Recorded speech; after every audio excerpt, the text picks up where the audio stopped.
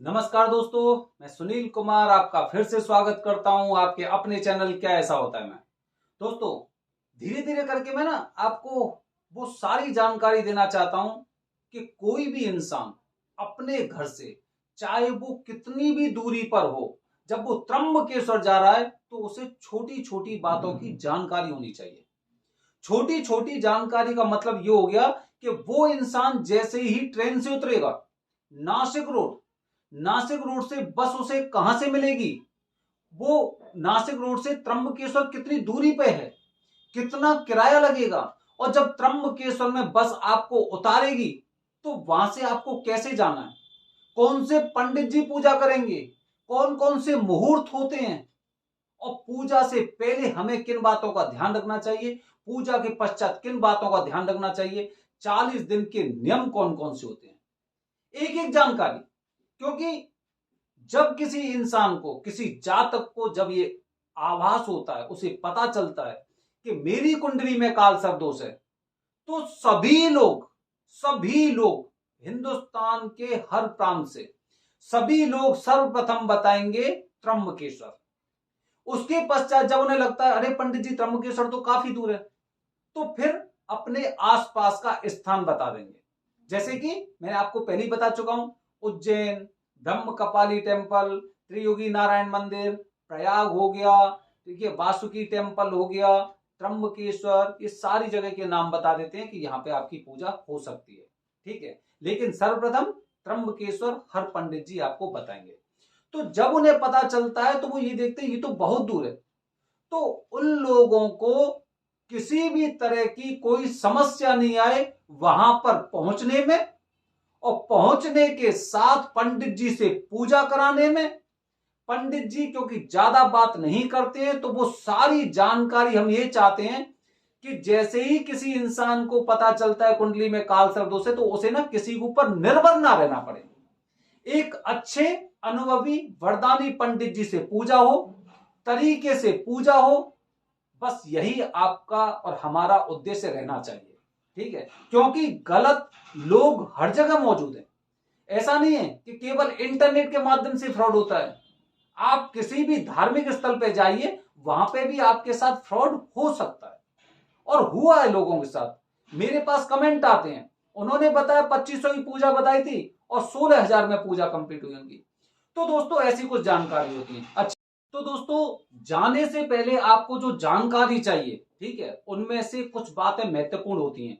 आपकी पूजा कराने वाले कौन पंडित जी हैं, क्या वो वहीं के रहने वाले हैं या फिर बाहर के हैं, उन्हें वरदान प्राप्त है कि नहीं है। आपको अधिक से अधिक ये देखना है कि उनका जन्म, उनके पिताजी का जन्म या फिर उनके दादाजी का जन्म त्र्यंबकेश्वर का है या नहीं है। आगे की पीढ़ी हम छोड़ भी देते हैं, कोई बात नहीं कि भाई आगे उनके बारे में नहीं जानकारी हम लोगों को, लेकिन हमें ये जानकारी मिल सकती है कि क्या ये पंडित जी महाराज यहाँ के हैं कि नहीं है, क्या ये मुहूर्त के अनुसार ही पूजा कराते हैं, इस तरह की चीजें। तो दोस्तों जब भी आप जाते हैं त्र्यंबकेश्वर, तो आपको कुछ बातों का ध्यान अवश्य रखना चाहिए।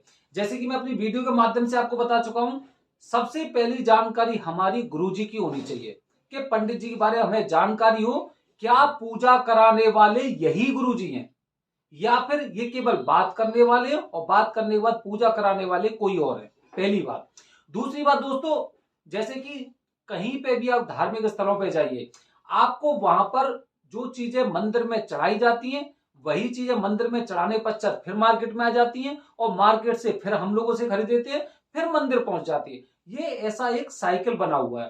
तो हम प्रयास करते हैं कि हमारी पूजा ना हमेशा सफल हो, और उसके लिए हम ये प्रयास करते हैं कि जितनी भी सामग्री है, वो सामग्री हमारी पूरी पूरी एकदम नई हो। इसीलिए हम प्रयास करते हैं, क्योंकि हम जैसे नारियल हो गए, सुपारी हो गई, खासकर ये चीज ऐसी होती है कि मार्केट में एकदम ये चलती रहती है, साइकिल बनी रहती है। मंदिर, मंदिर से दुकान, दुकान से हमारे पास, हमारे पास से फिर मंदिर। इसीलिए कम से कम दो चीजें जी हमें अपने साथ अवश्य लेके जानी चाहिए, अवश्य लेके जानी चाहिए। अगर इसके अलावा भी अगर संभव है तो आप चावल और गेहूं ये भी अपने साथ ले जा सकते हैं। ठीक है, उसके साथ 5 मीटर कपड़ा होता है, जो 5 रंग का होता है, 1-1 मीटर कपड़ा होता है। मैं फोन के माध्यम से सारी जानकारी आपको देता हूं, लेकिन जाने से पहले आपको जो जानकारी चाहिए वो जानकारी ये कि मुझे क्या लेके जाना है, कौन से रंग के कपड़े हैं, कितने कपड़े हैं, महिलाओं के लिए कौन से कपड़े हैं, पुरुषों के लिए कौन से कपड़े हैं, और पंडित जी के बारे में जानकारी। ये हो गई आपकी यहां से निकलने से पहले जानकारी। उसके बाद जब आप त्र्यंबकेश्वर पहुंचते हैं, त्र्यंबकेश्वर पहुंचने के पश्चात आप सबसे पहले आप अपने गुरुजी से मिलिए। गुरुजी से मिलने के पश्चात आपको अनुमान लग जाएगा कि मेरी पूजा कराने वाले यही गुरुजी हैं या दूसरे हैं, क्या ये यहीं के रहने वाले हैं या फिर कहीं और के हैं। ठीक है, अब अगर आप ये दोनों चीजों में अगर आप पास हो जाते हैं कि यहीं के रहने वाले हैं और खुद पूजा कराते हैं, तो पैसे ऊपर नीचे हो सकते हैं। हो सकता है ये गुरुजी आपकी पूजा कुछ ज्यादा पैसे में करा रहे हो, वो गुरुजी की आपकी पूजा कुछ कम पैसे में करा रहे हैं जो अन्य है, लेकिन उनके बारे में हमें जानकारी नहीं है उनके बारे में। क्योंकि शुरुआत में सभी लोग यही बोलते हैं कि किनसे पूजा करानी है भाई, उनसे, अरे ये वाली पूजा तो मैं इतने पैसे में करा सकता हूं। ठीक है, अब वो करा सकता हूं, अब उसके बाद आप उनके पास पहुंचते हो, हो सकता है वो आपकी पूजा नहीं करा के वो किसी और से पूजा करा रहे हैं, तो उनके बारे में जानकारी नहीं है। क्योंकि 100 200 500 रुपए के लिए आप इतना सरदर्द नहीं ले सकते। वहां पे आप पूजा कराने गए, अगर ये 3,500 रुपए ले रहे हैं, कोई अगर 3100 रुपए ले रहा है, लेकिन हमें इनके बारे में विश्वास है कि एक माध्यम से आए हैं। ये क्या ऐसा है होता है कि माध्यम से यहाँ पे पहुंचे तो मतलब ये स्वयं पूजा करेंगे, और अगर पूजा में कोई समस्या होगी, कोई कमी होगी, तो सुनील जी को हम बताएंगे कि ये गुरुजी अच्छी तरह से पूजा नहीं कराते हैं, जिससे आगे से इनके पास कोई भी किसी तरह की पूजा हम लोग नहीं करवाएंगे। ये एक हमारा विश्वास होता है, क्योंकि जो पंडित जी आपको त्र्यंबकेश्वर में मिले हैं उनसे ज्यादा से ज्यादा आप फोन कर सकते हैं, ज्यादा से ज्यादा फोन कर सकते हैं कि गुरुजी ऐसी ऐसी बात है और मेरी ये पूजा अच्छी नहीं हुई, और उनसे कंप्लेंट करेंगे, हो सकता है आपके फोन को डिस्कनेक्ट कर दें। हमारा ये चैनल बना हुआ है जिसपे आप अपना कमेंट भी लिख सकते हैं। अगर आपसे कुछ ज्यादा पैसे लिए गए हैं या फिर वो स्वयं पूजा नहीं करा रहे हैं, तो जिससे हमारे पास जानकारी रहेगी और मैं अपना नंबर आपको देता ही हूं।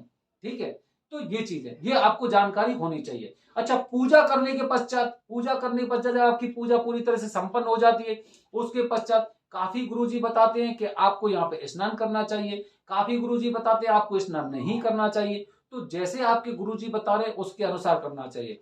क्योंकि चीजें क्या होती है, देखिए चीजें क्या होती है कि अगर एक गुरुजी कह रहे हैं कि आपको यहाँ पे स्नान करना चाहिए, तो काफी लोग स्नान किया और स्नान करने के पश्चात सोचते हैं कि भाई स्नान हो गए, सारी चीज हो गई, और यहीं से घर निकल जाते हैं। लेकिन उन्होंने त्र्यंबकेश्वर महादेव के दर्शन नहीं किए। उन्होंने सोचा कुसावर तीर्थ में स्नान कर लिया, बस मेरा काम हो गया, और निकल गए।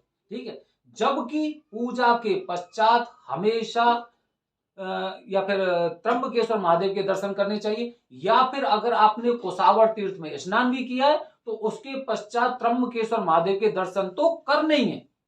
ये एकदम कंपलसरी बात है, इसमें कहीं पे भी कुछ ऐसा नहीं है कि हम अपने अनुसार इन चीजों को तोड़ मरोड़ लें। ठीक है, पूजा के पश्चात ये कार्य हमें अवश्य करने हैं। अच्छा, कभी भी वहां से पैर गंदे हो रहा है या कुछ भी चीज हो रही है, तो वहां से आप ऐसा नहीं कर सकते मंदिर से दर्शन करके आए फिर आप अपने पैरों को धुल रहे और चल दिए अपने घर पे, वो नहीं करने। बहुत गलत सूचक होता है, पूजा के परिणाम में भी परेशानी हो सकती है। ठीक है, अच्छा, एक और बेहतरीन बात बता रहा हूं जो हर पूजा कराने वाले को याद होनी चाहिए। आप जिनसे पूजा करा रहे हैं और जो भी पूजा करा रहे हैं, ये बातें गुप्त होती हैं। भाई कुंडली के बारे में किसी को जानकारी नहीं दूंगा कि मेरे ऊपर काल सर्प दोष है, कभी नहीं दूंगा, और मुझे किसी को बताना भी नहीं चाहिए। काफी लोगों से मैंने सुना है कि वो लोग कहते हैं कि भाई मेरे ऊपर काल सर्प दोष है, उसने अपने दोस्त को बताया, उसने अपने दोस्त को बताया, उसने अपने दोस्त को बताया। और खासकर ये वो लोग होते हैं, अरे मैं भी पूजा करा के आया हूं, आप उनसे पूजा करा लो, बहुत अच्छी पूजा कराते हैं। अब क्या होता है, आपने एक तो अपने दोस्त के बारे में जिक्र किया और दोस्त के साथ अपने अपने गुरुजी के बारे में जिक्र किया। ठीक है, जबकि आपको ये दोनों बातें पूरी तरह से नहीं बतानी चाहिए, बिल्कुल नहीं बतानी चाहिए। आप पूजा करके आयो, आपने जो प्रयत्न किए हैं, जो प्रयास किए हैं पूजा से पहले, आपने जगह जगह आपने कांटेक्ट किया, जगह जगह आपने यूट्यूब पे वीडियोस देखे, जगह जगह से आपने इंफॉर्मेशन ली, और तब कहीं जाके आपको वो शुभ परिणाम मिलने लगे हैं। और हम क्या कर रहे हैं, उन सब जितने भी शुभ परिणाम थे उन्हें हम डाइवर्ट कर रहे हैं अपने रास्ते से, किधर की तरफ, उधर की तरफ। समझ रहे हैं? एक तो आपने काल सर्प दोष पूजा का जिक्र किया, मुझ पे भी था, मुझ पे भी काल सर्प दोष था, मतलब अब नहीं है। मतलब आप एक तरह से जिसकी पूजा करा के आए हो उस दोष को द्वारा से एकदम चेतन अवस्था में लाने का प्रयास कर रहे हो कि मुझ पे था नहीं, वो है भी, याद रखना है, वो है, खत्म नहीं हुआ है, क्योंकि इसकी समय समय पर आपको शांति करानी है, समय समय पर, ठीक है, तो खत्म नहीं हुआ है। और दूसरी बात यह है कि मेरी पूजा बहुत अच्छी कराई थी जिससे मुझे बहुत अच्छे परिणाम मिले थे।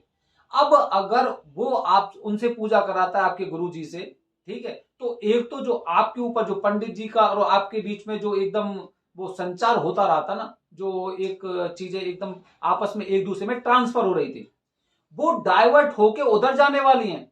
और दूसरी बात, जब वो इंसान जब उन गुरुजी से पूजा कराता है और उस बंदे को कोई भी पूजा या कोई भी विधि उन गुरुजी की अच्छी नहीं लगती है या फिर वो दुष्परिणाम झेलता है, तो इसका मतलब ये होगा कि उसके दुष्परिणामों का आपको भी सामना करना पड़ेगा।